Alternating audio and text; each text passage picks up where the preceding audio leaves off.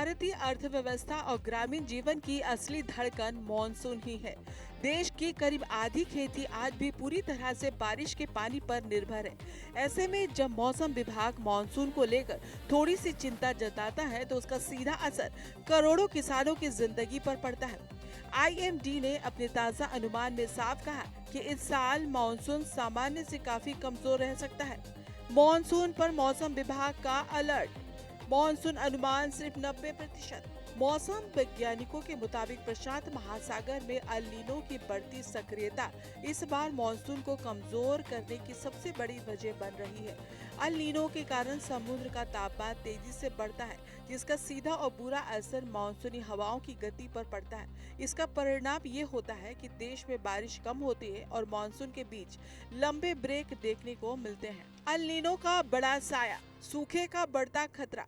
कमजोर मानसून के पुराने आंकड़े भी हमें बुरी तरह डराते हैं। इससे पहले साल 2015 में मानसून एलपीए के महज 86% पर ही सिमट गया था, जिसका बेहद घातक असर खेती से लेकर पूरे रिटेल बाजार तक महसूस किया गया। अब साल 2026 के शुरुआती आंकड़े भी उसी भयावह दिशा में इशारा कर रहे हैं।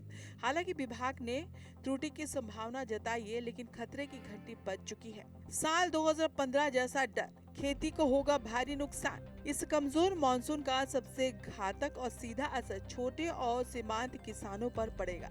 कम बारिश होने का साफ मतलब है कि फसलों की कम बुआई, कम उत्पादन और खेती की लगातार बढ़ती लागत, जिसके साथ ही देश के बड़े जलाशयों का जलस्तर घटने से आने वाले दिनों में आम जनता के लिए पीने के पानी की भारी किल्लत और बिजली उत्पादन पर भी बड़ा संकट गहरा सकता है। छोटे किसानों पर सूखे की मार, घट सकता है जल स्तर। भारत में मानसून सिर्फ एक मौसम का नाम नहीं, बल्कि ये देश की करोड़ों लोगों की आजीवन और पूरी अर्थव्यवस्था की असली रीढ़ है। इसलिए साल 2026 के लिए आया मौसम विभाग का ये ताज़ा अनुमान हर लिहाज से बेहद संवेदनशील और महत्वपूर्ण है।